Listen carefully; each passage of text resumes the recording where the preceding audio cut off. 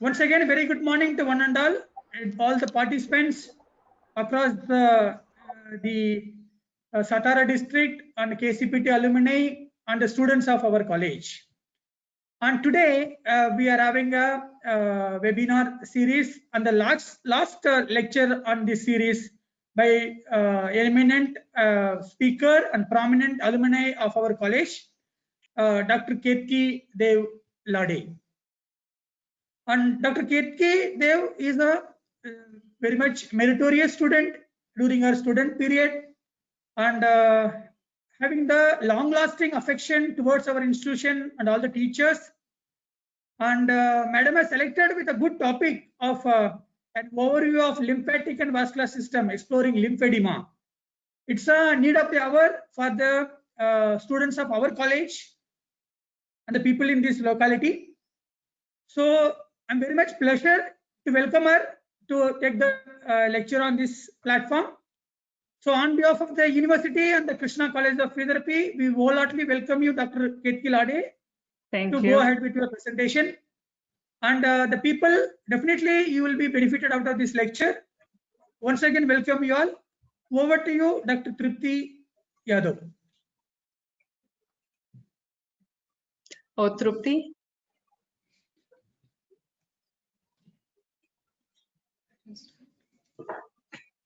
Sir, you want Tripti to talk, or you want me to start?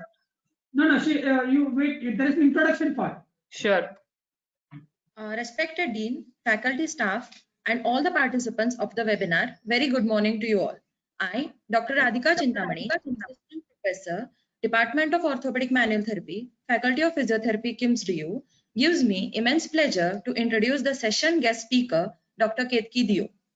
Dr. Ketki Dio, former student of KIMS DU Karat, graduated her bachelor's in the year 2008 and master's in the field of kinesiology and exercise science from University of Texas, USA. Ma'am is an accomplished physiotherapist with several certifications to her work credits. BLS healthcare provider and lymphedema and wound certified physical therapist are some of her work that has international recognition. Ma'am has worked in several places in both India and abroad and is currently practicing as PRN physical therapist at Medical City McNee, at Encompass Healthcare Rehab Plano, and Context Continuing Care Network at Pereira Estates. We are very grateful to Dr. Ketki Dio for accepting our invitation and making her presence here. We welcome you, ma'am. Now I request Dr. Ketki Dio to take up the lead. Over to you, ma'am. Thank you so much. That was a great introduction by Principal Sir and Radhika. Thank you so much. You have wonderful coordinators, sir. They are doing a great job. So let me start. So the topic is overview of lymphatic and vascular system and exploring lymphedema. So I just put up a little index for you guys right here. You know, we'll be talking basic things, basic facts about arteries, veins, what's edema, what's lymphedema, then moving onwards, how well circulatory system, immune system, and lymphatic system are coordinated. Moving onwards, we will be exploring lymphedema in much more detail. You know, how does the classification go, presentation, how do we assess it, how do we treat it, everything regarding it. So starting here, artery and vein, you know, this is pretty basic. I know you guys all know that.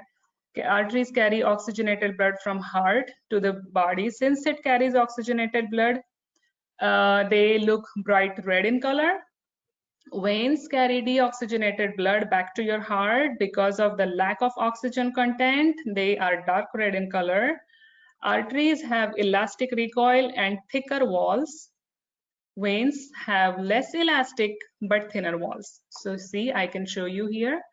Vein has bigger lumen, arteries have smaller lumen with elastic walls. Because think about it, same amount of blood has to pass from your heart to rest of the body, and it has to come back via veins back to your heart.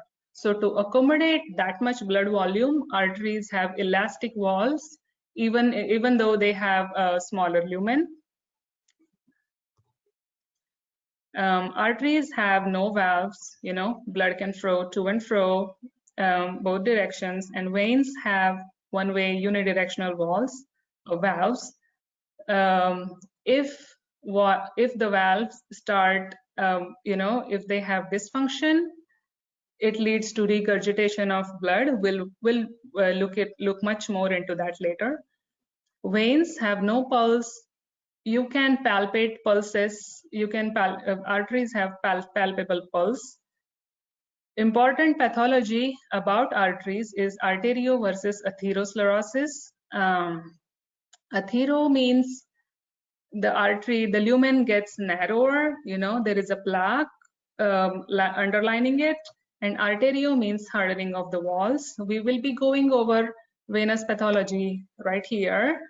So we talked about these valves, right? These are unidirectional valves. They are supposed to move the blood distal to proximal, but when these valves don't function, it leads to regurgitation of blood downwards.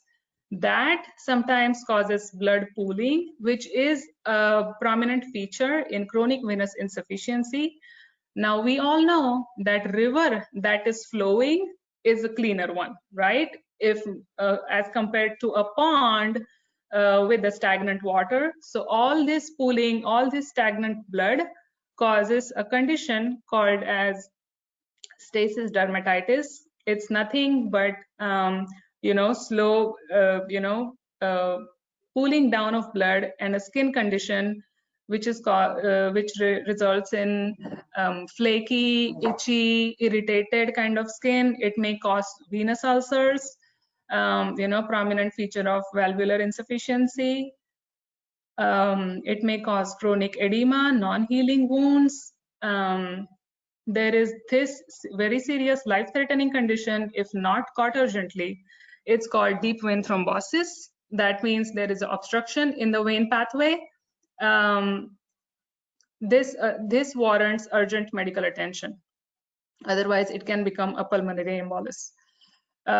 This is a very important term. I want to attract your attention right here, phlebolymphedema, right? So this is interaction of venous and lymphatic pathology. Arteriovenous circulation and lymphatic circulation, they run like this, okay? They run parallel to each other, and they are very much dependent on each other. So all that venous stasis we talked about, you know, pooling of the blood, if it doesn't get cleared away, it doesn't get drained away by lymphatic circulation, you know, that's what the term phlebolymphedema explains. Vascular assessment, I'm not going to talk too much about it. It's time consuming, but you can ask me any questions in Q&A. But mainly we want to palpate brachial artery, femoral artery. I missed popliteal artery here, but that one as well is very important. Posterior tibial, dorsalis pedis, and abdominal aorta. Once you are done feeling, once you have felt the pulse, you grade it. 1+ is barely palpable, 2+ is palpable but diminished pulse, 3+ is normal, 4+ is bounding. Bounding pulse, you will feel, let's say there is abdominal aortic aneurysm, you'll feel expansile pulsations right there. So, so I have included some bedside clinical tests. First one is Ruber test of dependency. It's called Burger's test. Indications are arterial insufficiency and ischemia. So it's a pretty simple procedure. It can be performed bedside. It's not invasive or anything like that. What you do is you have the patient laying supine. You have them elevate their feet 45 to 60 degrees. You maintain that elevation for 60 seconds, for 1 full minute. After end of the 1 minute, you notice what's the color of the soles and their legs, okay? If it's paler, that means probably your Ruber test of dependency is going to be positive. That's first part of the test. After you have done assessing the color of the soles of feet and legs, you have them sit on the edge of the bedside, dangling their legs downwards. What's this dangling is going to do? It's going to bring all that blood downwards. So see, this is a great picture right here. this limb is positive because it turned deep red on dependency, and this is normal. It's, you know, coming back to pink. Depending upon how much time does it take for the refill, you grade it normal or abnormal, and also depending on the color. So for the normal one, you need refill time to be between 10 to 15 seconds.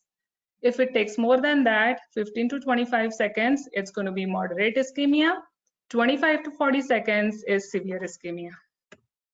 Capillary refill time. This is again a very simple, quick,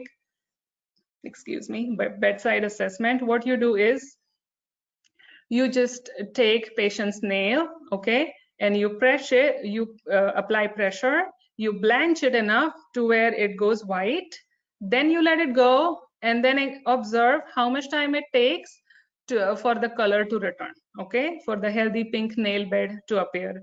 2 to 3 seconds is normal. Anything more than 3 seconds is abnormal. You have to record the findings for each leg.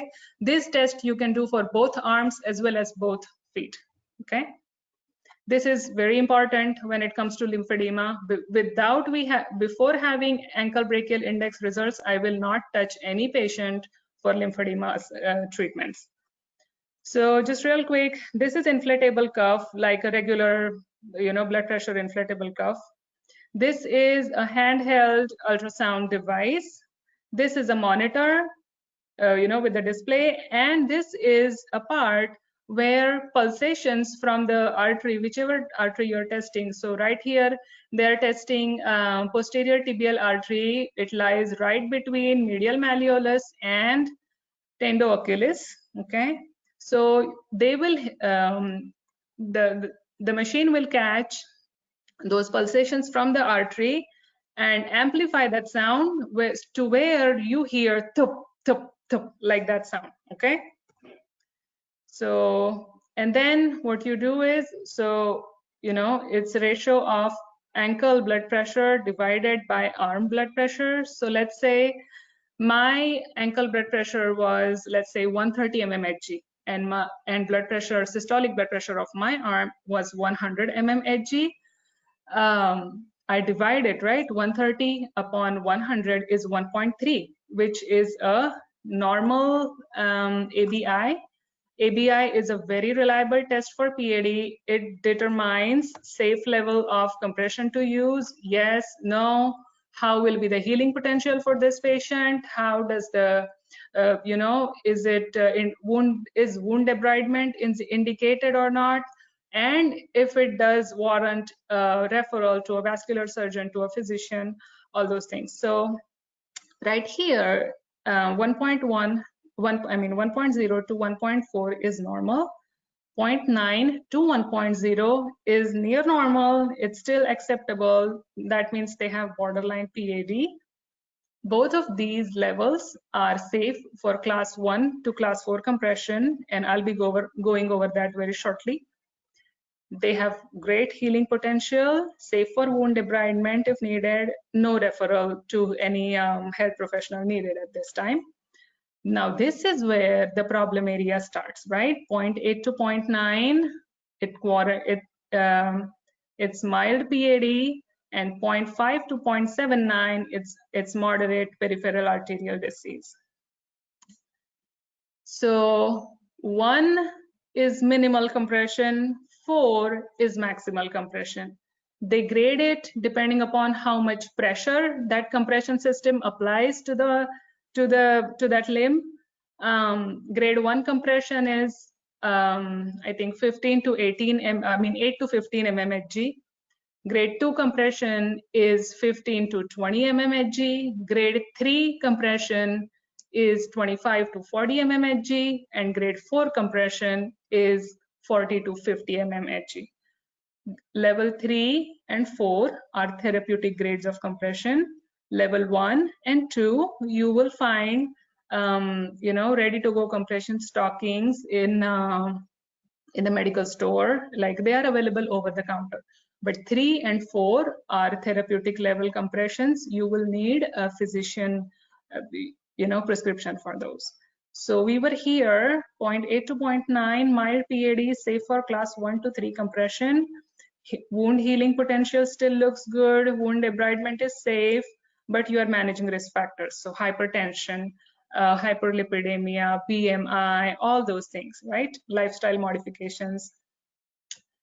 This is a troublemaker, this one, and right here, 0.5 to 0.79. This is a moderate PAD we are talking about here. Safe for class 1 to 2 compressions. That means nothing more than those anti-embolism stockings, okay? Healing potential is very limited because the peripheral arterial disease is so advanced, those arteries do not have a good supply anymore. So you debride it with caution, right? Because once you debride it, you are essentially making a wound with your instruments. So we have to make sure that if we are choosing to make a wound, if we are choosing to debride, they have to be in this safe limit right here. And that also warrants referral to vascular specialist. This one, we should not touch this patient, less than 0.5 severe PAD. This is a limb-threatening condition right here. Urgent referral to vascular specialist needed at this time. Depending upon what's going on underneath, they will imply limb saving or life-saving measures. No compression, very poor healing potential. So, you know, we hear all this lymphedema, edema. Are these same terms, or is there anything different in them? They are not same. Edema is more temporary in nature, whereas lymphedema is more of a persistent swelling. It's going to be a lifelong condition pretty much. Edema is more watery. It's resolved with elevation or, you know, simple management. Lymphedema warrants proper clinical treatment. If you run cytology, edema is low protein edema. Lymphedema is high protein, protein dense, protein rich fluid. I'll go over Stemmer sign. I have a much better slide to explain that later. Since edema is temporary in nature, it won't make any permanent tissue changes, while lymphedema, it makes a lot of tissue changes, lot of changes to limb appearance, even to person's psyche. Some of the conditions that cause edema are venous insufficiency, we talked about that, chronic heart failure, congestive heart failure, immobility, you know, dependent edema because of the stroke or something, or just regular dependent edema, pregnancy. So this edema, right? So you guys tell me one thing. If increased amount of fluid or blood is present in the vascular compartment, do we call it edema? It's not, because edema is defined as accumulation of excessive fluid in body tissues, intracellular or extracellular, but always extravascularly, okay? This is a separate system right here. It's not in circulatory system. I just put up a real quick cardiac cycle right here, how left heart, you know, how arterial input comes out of left heart, and then it gets applied to all the body tissues. Then it gets drained through the veins, distal to proximal, gets dumped into right heart, then gets picked up by lungs where it collects more oxygen through pulmonary vein back to left heart so that it can supply rest of the body again, right? So depending upon how deep is the pitting, we can classify edema further, 1+, 2+, 3+, and 4+. These are all gradings. And then depending upon how much time it takes to rebound. So lymphedema treatment is, you know, it's very closely connected. You know, you're dealing with the fluid compartment in the body. So I thought it's important for us to know how much fluid does human body have actually. So this should be actually 60 to 70%. Infants have a little more, older adults have less, but notice here, intracellular compartment has the most, okay? This is normal. This is under normal circumstances. In lymphedema, extracellular fluid volume will increase with the treatment measures, what we want to do is move that fluid from extracellular space to intracellular space so that it can be sent through a proper lymph channel, to get dumped into venous circulation. We can talk about what foods to eat and importance of hydration in Q&A section if you guys like. I would be more than glad to explain it.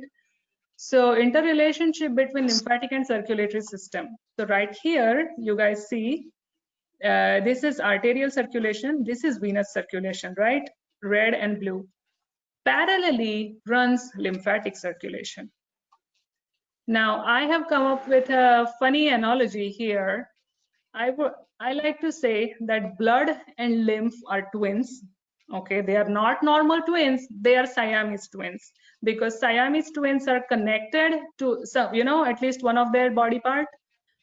Blood and lymph are connected as well. That's why components like lymphocytes, leukocytes, granulocytes can move freely between blood and lymph. When one gets affected, another one gets affected. They share similar functions as well. Another similarity, because twins, they are so much similar, right, in their appearance, in their genetic pool, in everything else. They also, blood and lymph share similar composition. Both of them have 95% of water. That's why in lymphedema treatment, we really emphasize on importance of hydration and to avoid dehydration in any way. Blood has important function of nourishment. Lymph tries to cleanse all the gunk that you have. This is your immune system, all these immune organs: thymus, tonsils, spleen, thymus gland, lymph glands, and bone marrow, important for B cell production, T cell production, distinguishes invaders for destruction. Basically, it's a defense mechanism. It's going to stop any invasion by bacteria, pathogens, all that good stuff. We know all about it. This is a good slide. See, circulatory system, all this comes under circulatory system, and lymphatic system is a part of circulatory system. I like to explain arteries and veins, they are like pipes. They don't have any openings or apertures in them, but I'll explain more about this in detail when we come to the treatment part to see how it affects all this pathology. Functions of lymphatic system, we know immunity is dependent on it. It helps to drain all the exudate. Circulatory system, main important function is homeostasis, so maintaining fluid volume, essential role in body defense. We saw that lymphatic disorder is also called as a fat disorder because there is a dysfunction in lymphatic system. Lymphatic system has a very important function to absorb fats from intestines and transports it to liver. When it cannot absorb those fats and when it cannot transport them well enough, the fat starts getting deposited in that leg or arm or that area that has lymphedema. And it's a safety valve for fluid overload. Lymphatic system consists of 3 parts, right? Lymph vessels, all of them right here. Lymphoid tissues, we saw where they are anatomically, and free cells, lymphocytes, they are really everywhere, all over here. Now, this is a typical lymphatic vessel. They are much more like veins because they have unidirectional valves. So what causes it to open is, let's say this is interstitial, this is all interstitial space. When this interstitial pressure increases more than the pressure inside, it naturally makes these capillary space open. Looking for this flap-like valve right here. It's going to open because that fluid, it wants entry inside the vessel. Once it gets transferred from interstitial fluid to inside the vessel, it's officially called lymph. Okay. Now let's see how it flows from lymphatic capillaries from lymphatic capillaries. You know, they are located just below your skin. They run subcutaneously. They are not at all deep. They're extremely superficial. Actually, they are located just less than 3 millimeters right below your skin. From lymphatic capillaries down to lymphatic vessels, down to collecting vessels. Now they're going from superficial to deep here, right? To lymphatic trunks, to lymphatic duct, okay? And then it gets dumped into venous circulation back to the heart. So we talked about lymph and blood plasma, right? One gets affected, another gets affected. These lymph nodes, notice the size of this normal lymph node compared to this inflamed one. When you forget about lymphedema, even when we have just common cold and congestion, try to just palpate here. All these lymph nodes will be swollen because they are trying to take care of that infection. So enlarged lymph nodes are early diagnostic sign of disease or infection. And there are a bunch of them spread out throughout the body. Almost 600 of them. See, all these are cervical lymph nodes. Right here are axillary lymph nodes. These are inguinal lymph nodes, popliteal lymph nodes. When we deliver manual lymphatic drainage, we work on all these lymph nodes. So let's see how it drains and where it drains, right? It's taking all that trash, but where is the trash can? So the trash can is this thoracic duct, okay? You see this green thing right here is thoracic duct. God has made a little bit uneven distribution. This poor thoracic duct, it has to drain so much of lymph volume. It has to drain almost 3/4 of the total lymph content from the body. See this left side of the head, you know, thorax, left arm, pelvis, bilateral legs, and right lymphatic duct, but it's not as big as thoracic duct as well. It drains right side of the head, right upper extremity, and right thorax. Okay, so collectively right and left lymphatic ducts, they drain lymph from entire body, and finally it gets dumped into subclavian vein and internal jugular veins back to heart. So that famous thoracic duct we talk about, right?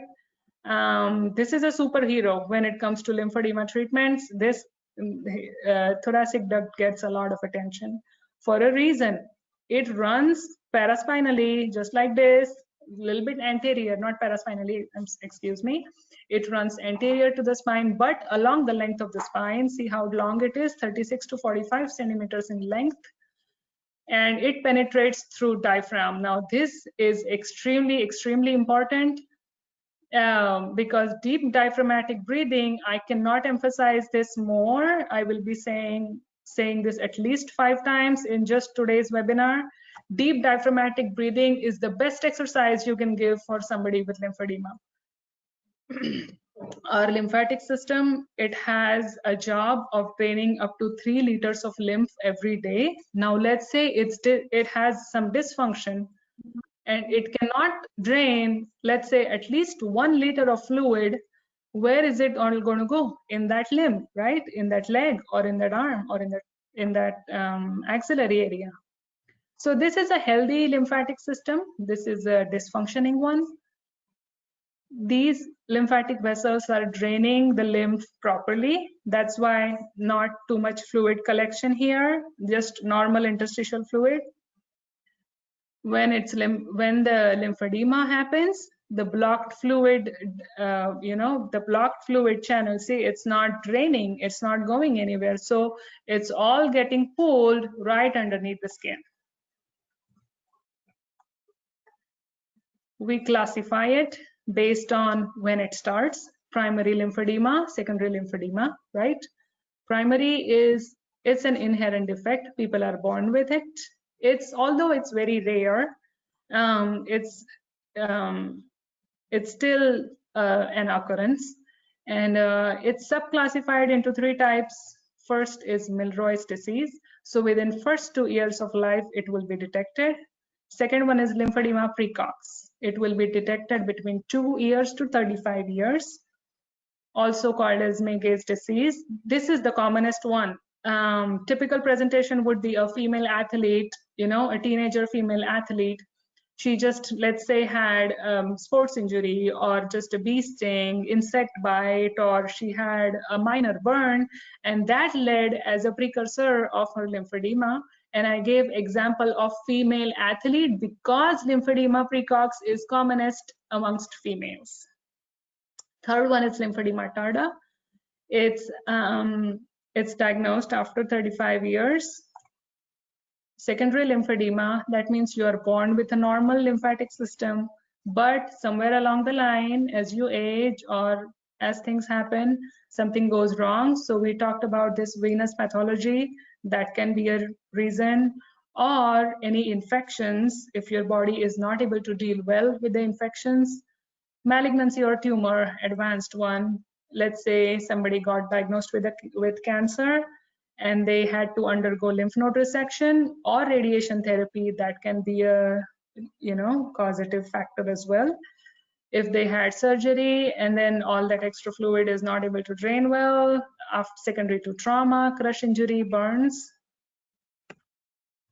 So coming back to infectious etiology, this term is pretty prevalent. Lymphatic filariasis, or it's also called as elephantiasis. This is the most common cause of secondary lymphedema worldwide. Most and the areas affected will be in developing countries. It's transmitted from person to person like malaria. Okay, so the mosquito, let's say it bites this guy, right? It's going to suck in those parasitic larvae that this person has and going to transmit and sit on somebody else's body and dispose those off. Tinea pedis, another fungal infection between your toes. Podoconiosis, repeated exposure to irritant clay soil, barefoot farming, or exposure to glass particles. So how do we stage it? Okay, this is a picture here. This is stage 1. But before that comes stage 0. This is a subclinical or latent stage where swelling is not evident. Maybe something is going on underneath, but you still can't see it. This stage may exist for months or years before it becomes evident. Stage 1 is where you'll see some pitting, but it's readily reversible with simple measures like elevation. But it comes back. Stage 2, pitting starts here. Okay, excuse me. Pitting starts here. Limb elevation does not reduce swelling. You need something else along with the limb elevation for it to be effective. And 3 and 4, this is the worst one. This is the most advanced lymphedema. You see there are so much increased fat folds, increased skin creases. You can't see any bony prominences anywhere. So right here, you're supposed to see radial styloid process. You cannot see that. You barely can see bony prominences for the knuckles. Arm is so much disfigured. This leg is so much disfigured. Patients that come to you for lymphedema treatments will be probably here, okay? Because when people notice when there is 2 centimeters or 20% difference in the girth measurement, that's when you start feeling symptoms. So we talked already a little bit about symptoms, right? Swelling in breast, hand, arm, leg, shoulder. All of those can be signs, new heaviness, new tingling, numbness, pain, changes in skin texture, reddish appearing type skin, unable to see veins on back of your hand, less pronounced bony prominences like we saw in that one. Oh, I used to wear this full sleeves t-shirt, but now it's so tight in my right arm compared to the left arm. Or I got these new shoes and they don't fit me in my right leg compared to my left leg. Now that limb starts getting heavier, it's painful to move. People don't want to move as much. Okay, so it causes decreased mobility, decreased endurance, decreased coordination. And skin, which is a barrier between lymphatic system and environment, is compromised right here. So it causes recurring infections. I promised you guys that I'll talk more about Stemmer sign right here. So it can be done in the foot or in the hand. So see, they are trying to pinch this skin right here between first and second toes on the dorsal part of the foot. If you can lift that skin, that's negative Stemmer sign. So like right here, you're supposed, this is where you'll try to pinch the skin. It's negative because I can make a fold in this skin. This is a great diagnostic tool. It's 100% positive, okay? It's 100% accurate. It's never false positive, meaning somebody that does not have lymphedema will never have this sign positive. But in subclinical or latent stages, like we saw in lymphedema stage 1 and stage 0, where something is going on underneath, but you can't see it as much on the outside yet, it can be falsely negative.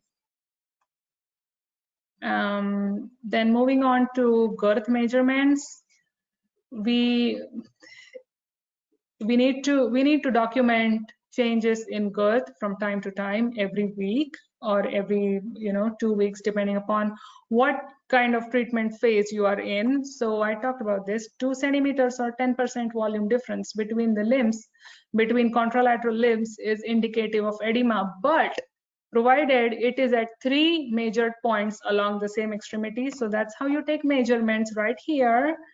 In this diagram, you see, so you just take a simple tape measurement. Let's say I'm measuring my wrist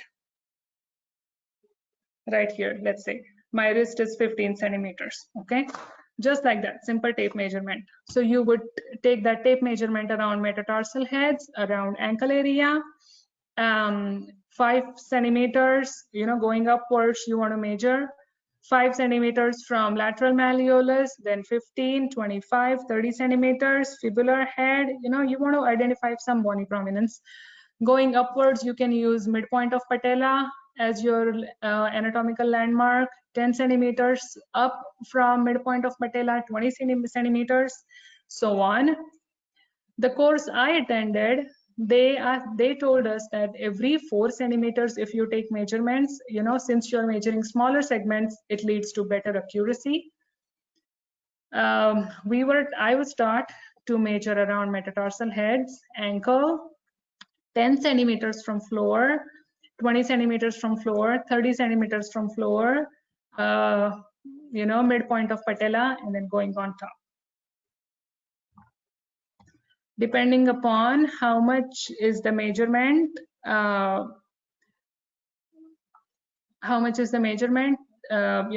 they can tell if you need a small, medium, or large compression garment. Right here is our measurements. You measure for the arm around the smallest part of the wrist, mid forearm, mid arm level, okay? This is therapeutic grade compression. Depending upon how much you measure, they can recommend if you need a small, medium, or large compression sleeve. This is an arm sleeve. I want to make one addition here. This is a measurement for upper arm if you need just a sleeve like this guy is wearing, okay? If people have swelling in hand aspect, they will need a gauntlet. So I have this glove here. Gauntlet is nothing but, let's say if I cut, this finger part and this thumb part, that's how much gauntlet is. It just covers from here downwards. Right, so special tests, radiology, and nuclear imaging, it has done such great advancements. that they run some really great special tests. So first one is lymphoscintigraphy. This one, I tell you, is a gold standard right now in lymphedema assessment. They inject radiotracer dye. So right here in first web space, you know, they inject the dye into your bloodstream, and then they have the special cameras looking at it. They are called scintillation cameras. It helps in early detection of lymphedema. It helps you to know the location of sentinel lymph node. See this term right here, SNL, sentinel lymph node, is the first lymph node that's receiving drainage from the tumor site. So we want to catch that, right? You saw how complex that lymphatic network is, how interconnected, you know, how well interconnected whole that system is. So it doesn't, once the tumor starts at one side, I mean, it's not going to take too much time before it metastasizes. That's why we want to detect it early. If we detect it early, they probably can take care of it early enough. That means you're looking at less extensive surgery, which means lesser side effects, faster recovery, better prognosis, lesser morbidity rate and mortality rate, right? So this is the gold standard in lymphedema assessment right now. Next one is lymphography. Now this is a cool technique to watch. What they do is they inject this radiotracer injection in your lymph vessels, and you can actually see it with your naked eyes, just like this, because it works on the principles of fluoroscopy. So let's say they inject the dye for my arm. They will be able to see the dye traveling across the lymph vessels, like underneath the skin. That radiolucent material will be you can see it with your naked eyes. Depending upon the pattern, they can recognize if it's mild, moderate, or severe lymphedema. This is linear pattern. This is the best case scenario. This is what you want to see. This is healthy, you know, in a linear fashion, that dye is traveling upwards because lymphatic system is trying to drain that dye away. Some people, it's very, very rare complication, but one in a million can develop allergy to that dye.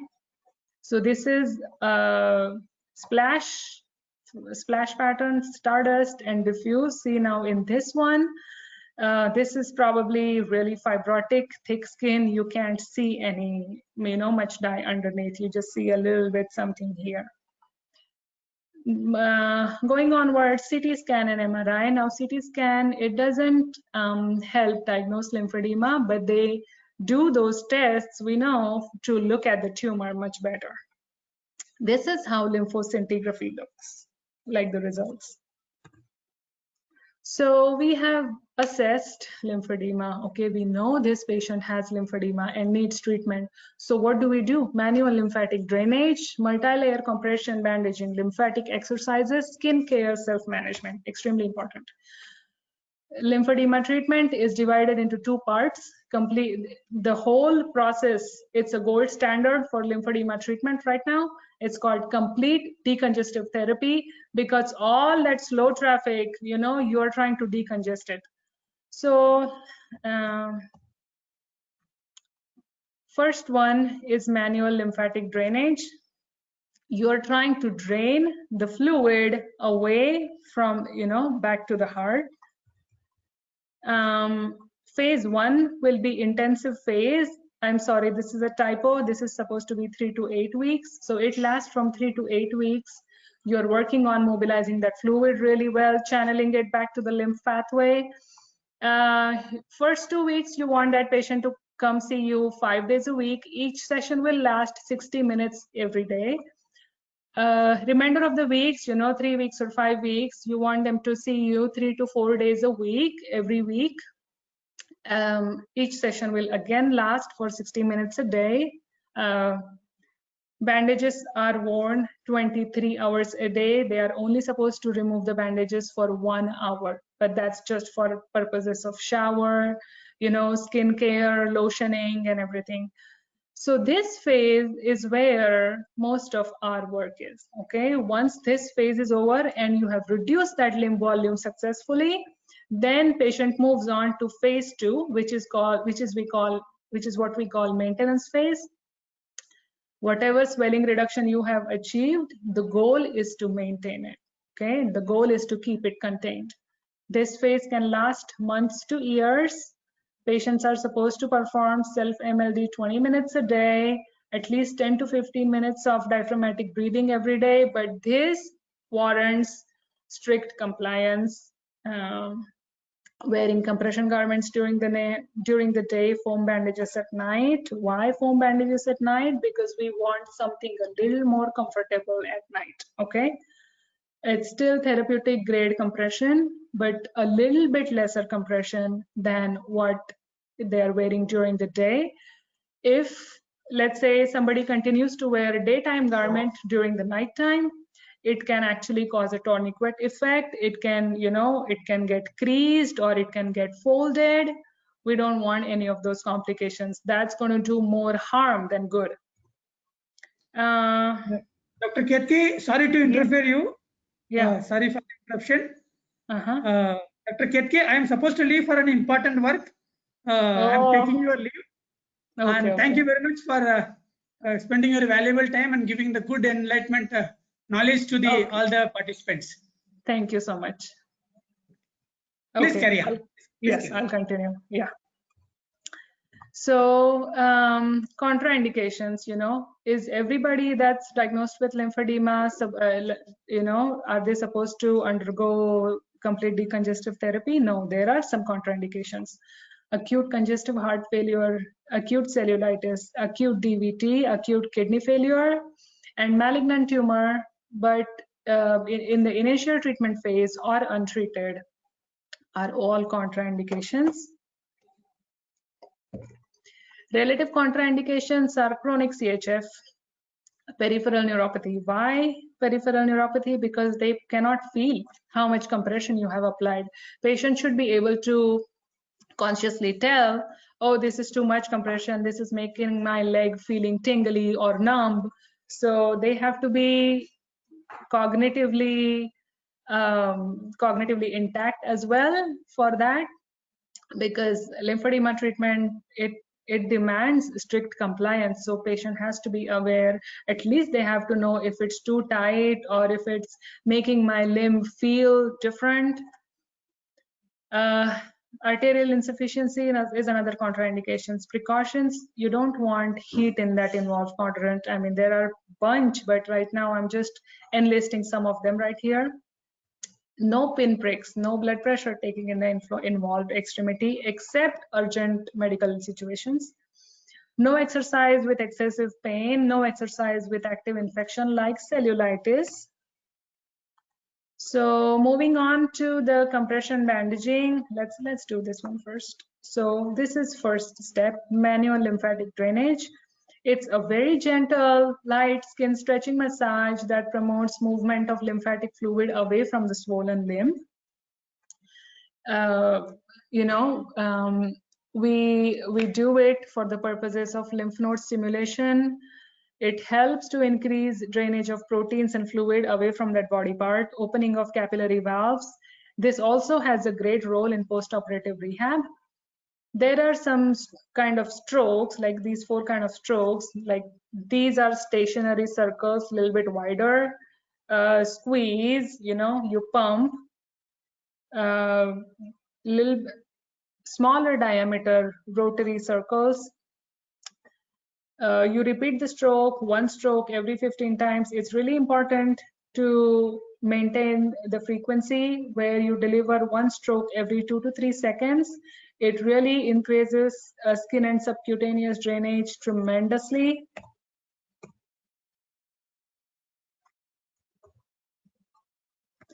Multi-layer compression bandaging.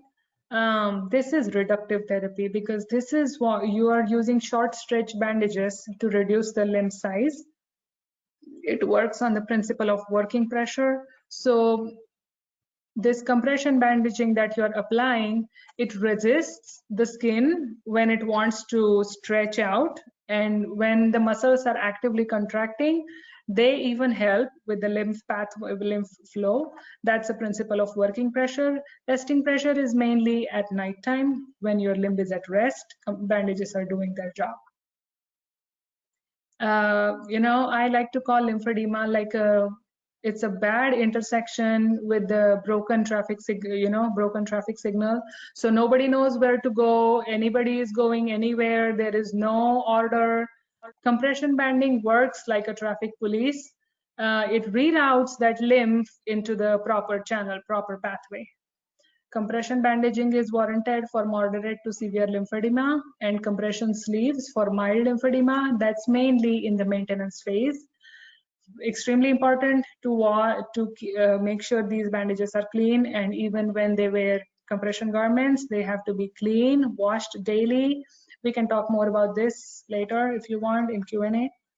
They have to be replaced every 3 or 6 months of continuous use, or it may need sooner.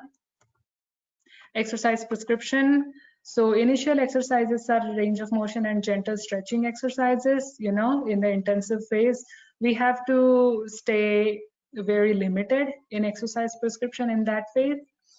Principle is low impact, low intensity. Okay. Let's say this is a sample exercise plan for upper extremity lymphedema.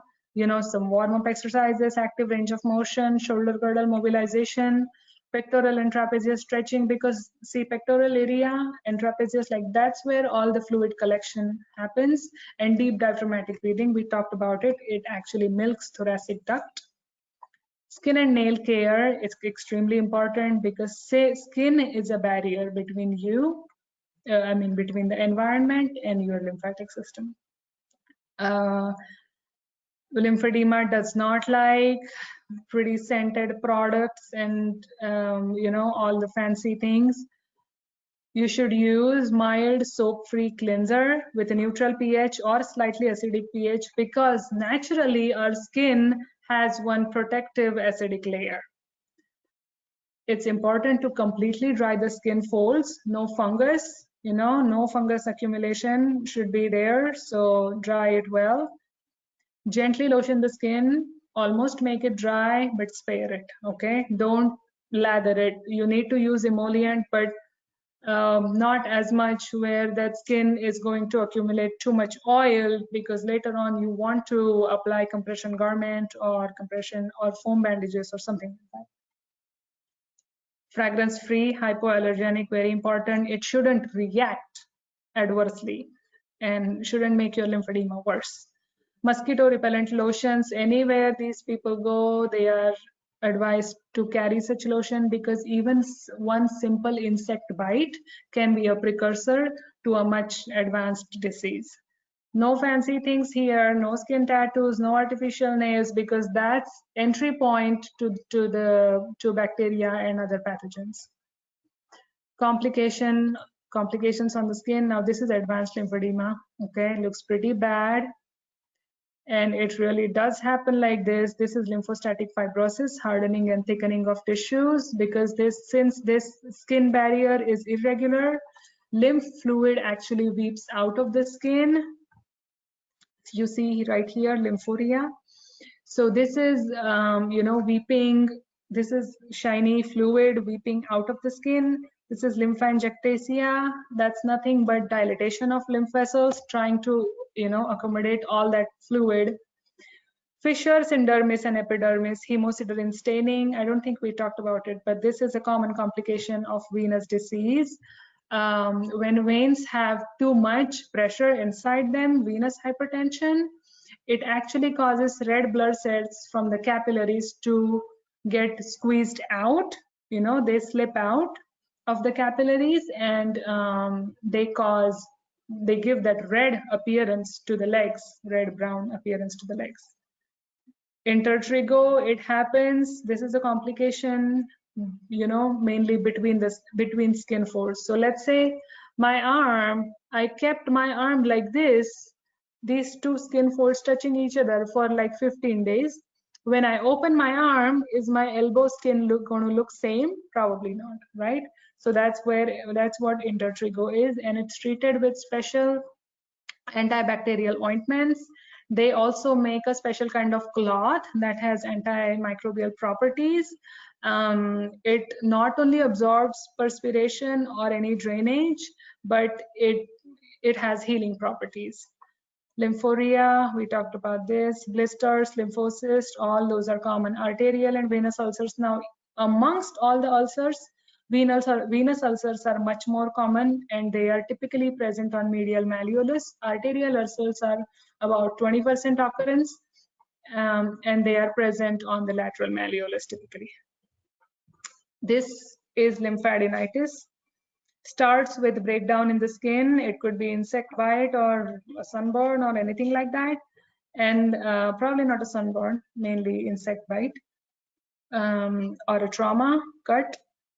So see all this reddish streak, it's continuing all the way to the lymph nodes. That's the typical feature of lymphadenitis, that reddish streak will continue towards the closest lymph nodes, which is axillary lymph nodes in this case. I have some bandages right here for you guys real quick. So this is a long stretch bandage. We do not like these because they stretch too much and they can actually accommodate for increased limb, fluid volume. So see, this stretches up to 300%. That means 3 times. Yes. Sorry for the disturbance. Just can you please hold your little bit bandage a little on top because it is not visible. Okay, how about now? Okay, yeah, great. Okay, thank you. So yeah, so we don't want long stretch bandages because they stretch too much and they are going to actually allow for the limb volume to increase. We like short stretch bandages. They are made of 100% cotton and they only stretch 30 to 60%. See, it doesn't give as much stretch. Okay, they come in different widths. Like this one is a 6-inch one. This is probably a 10-inch one. I had somewhere a 12-inch one right here, but that's okay. When we do multi-layer compression, that's okay. When we do multi-layer compression bandaging, this is the arm sleeve that we use. That's that's not a first layer, but that's a protective sleeve. It helps with absorbing perspiration. So just like this, I'll make a cut for the thumb right here and for the fingers too, but just for demonstration purposes. After this comes the foam part right here, okay? Just because it provides additional compression as well as it's much more comfortable on the skin. And then 2 layers of compression bandages. Narrower the width, more is the compression. So you want to go distal to proximal, smaller width to more width, okay? And then I always finish up with this kind of thing. This is Coban, okay? This just keeps everything in place, increases compression. I like to use about 4 layers of compression. Multi-layer compression bandaging wants at least minimum of 2 layers, okay? So that was all the treatment part. I know we are running out of time. Interdependence of lymphatic and integumentary systems. This is a study published in 2018 by my mentors, actually, Robin Jork and Dr. Heather Hetrick. They proved that lymphatic failure leads to skin barrier failure and actually leads to increased vulnerability to infection, inflammation, and carcinogenesis. This is a normal wound healing process. With impaired wound healing, they probably get stuck right here in the proliferative phase. Another research finding I would like to include that chronic venous insufficiency is #1 cause right now. You would think it's breast cancer related in lymphedema, but it's not. That's a new finding.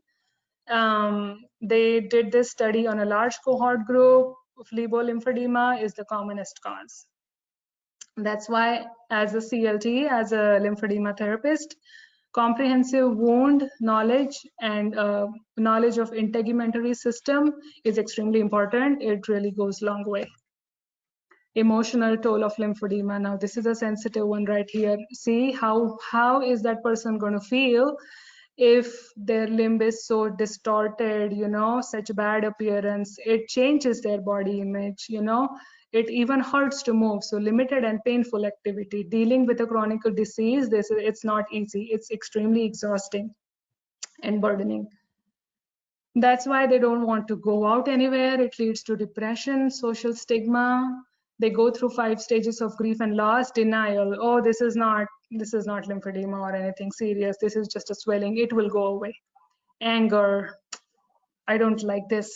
I don't like this part, that it's really actually happening to me. Then comes bargaining. Oh, why did I go to that park? I shouldn't have gone there because that's where the insect bite happened. And then all this series started. Grief. How am I going to deal with this? Is this even, it's even possible to live with this kind of condition? And there comes acceptance, where they are more open to channel of communication, to learn more about treatment techniques, or they will comply better if they are in this phase of acceptance. We as therapists have a goal to just help them live their best life. Importance of support groups, there are multiple support groups nowadays. It helps them with socialization, peer-to-peer interaction, but so we have to make sure that they are doing this part as well. After all, I would just say this is a very thankful job. People really remember you. People really love you if you are helping them to take care of their lymphedema, because there are not many practitioners out there that know what to do with lymphedema and how to take care of it. So thank you. Thank you so much, ma'am. Yeah. For this beautiful webinar. We had a very good interactive session with you. Ma'am, there are few questions. How Sure. about Sigvaris stalking? Are they effective? Sigvaris stalkings are great. I don't want to get in trouble because this webinar is going to, it's going to go over internet. So I don't want to recommend one brand over another. But since you asked about Sigvaris stockings, they are one of the best. Okay, ma'am. Will Yes. bandaging help out in elephantiasis? Yes, elephantiasis is lymphedema. We talked about that infectious etiology slide. So right here, let me go back. Lymphatic filariasis, this is nothing but elephantiasis. Okay, this is just a synonymous term. It's just, in the developed countries, they use this term much more, lymphedema. Back in the developing countries like Caribbean, near Dominican Republic, all those areas, this term is very common because, lymphatic filariasis, because of that typical infectious etiology, that parasite, it's called Wuchereria bancrofti. That sucks the parasite larvae, and it's a mosquito bite that leads to this disease. Okay. If a patient has already been treated with lymphedema with physiotherapy management, are there any chances of reoccurrence? Yes, there are very high chances of reoccurrence. That's why I said in maintenance phase, strict compliance is of utmost importance. That's when you want to possibly include patient's family, because they probably need some help, let's say putting the sleeve on or doing the drainage, helping, or even just what to do, what not to do. So you really want to make sure that you are seeing that patient from time to time, so that you as their therapist, you can keep a close check. It's very easy to relapse. It's very easy to relapse. People don't follow compression garment guidelines. They wear it one day, then they don't wash it, they wear it another day. Now what's going to happen? It has already stretched out the day before. So now more limb volume is going to collect, more lymph fluid is going to collect underneath.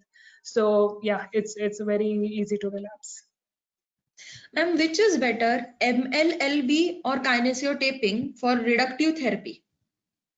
Reductive therapy, there is no alternative for MLLB, multi-layer compression bandaging.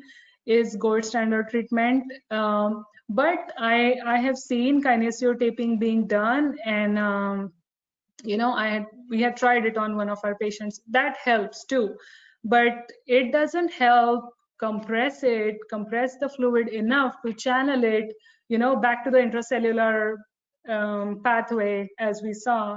So it's not an alternative. It can be an adjunct, but it's not an alternative. Ma'am, what is the mainline physiotherapy management for podoconiosis?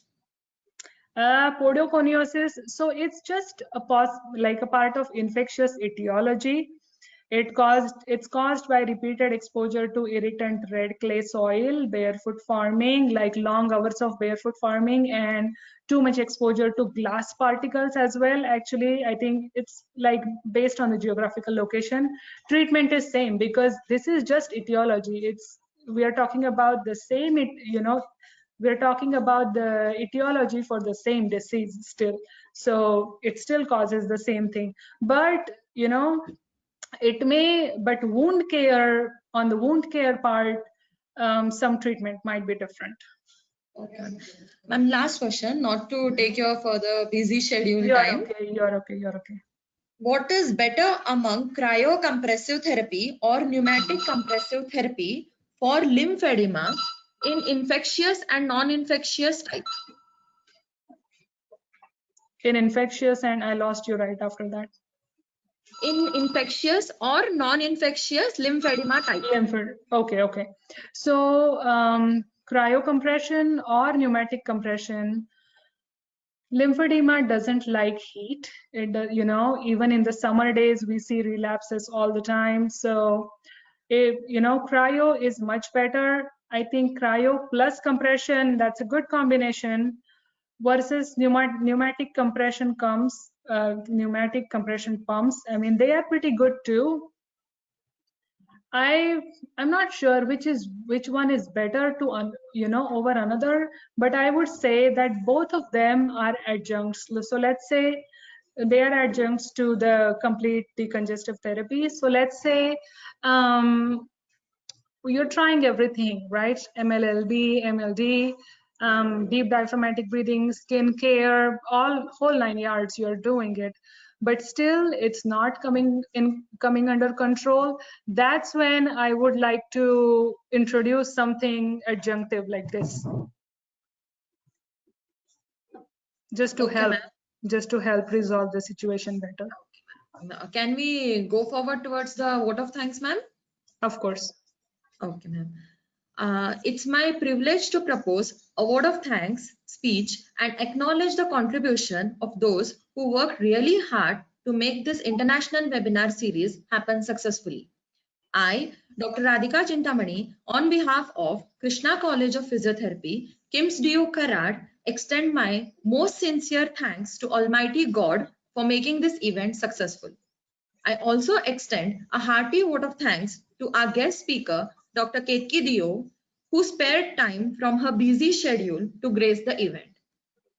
I'm also immensely thankful to our beloved staff, Dr. Trupti Yadav and Dr. Khushbu Chotai, for her involvement and willingness to take on completion of tasks beyond her comfort zone.